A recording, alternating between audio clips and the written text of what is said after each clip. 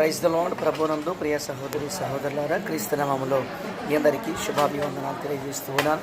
ఈరోజు దేవుని యొక్క సందేశముగా మనవ కుమారుడైనటువంటి సంసోను దేవుని యొక్క ఆజ్ఞను మీరి దేవుని యొక్క ఆత్మను కోల్పోయినట్లుగా, ఫిలిష్తీయుల చేతిలో చిక్కిపోయినట్లుగా మనం చూస్తూ ఉన్నాం.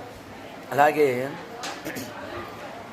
జకరియా ఎలిజబెత్ అమ్మ కుమారుడైనటువంటి బప్తిస్మ యోహాను గారు కూడా క్రీస్తుని అనుమానిస్తూ, రాబోవాడు నీవేనా, మేము మరొకరి కొరకు ఎదురు చూడవలనా అని అనుమానించినటువంటి సందర్భాన్ని మనం గమనిస్తే, దేవుని పైన అతనుకున్నటువంటి స్వల్ప అనుమానాన్ని బట్టి దేవుడు పరలోక రాజ్యంలో ఉన్న వారి కంటే అత్యల్పుడిగా యోహానుని చేయటం మనం చూస్తూ ఉన్నాం.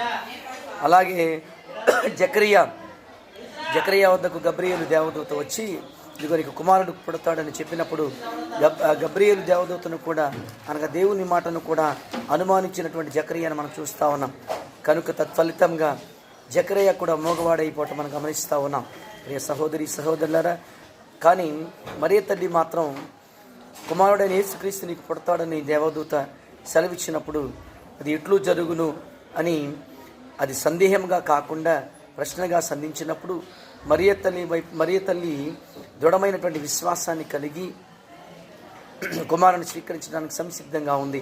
అలాగే మనము కూడా ఈ రోజులలో, మరి ముఖ్యంగా క్రిస్మస్ దినాలలో ప్రభువుని స్వీకరించడానికి, మన హృదయంలోనికి ఆహ్వానించడానికి అందరూ కూడా సంసిద్ధులై ఆనందంగా క్రీస్తుని స్వీకరించాలని ప్రభు పేరట మనవి చేస్తూ, అలాగే ఇన్ అడ్వాన్స్గా happy Christmas all of you. Thanks a lot.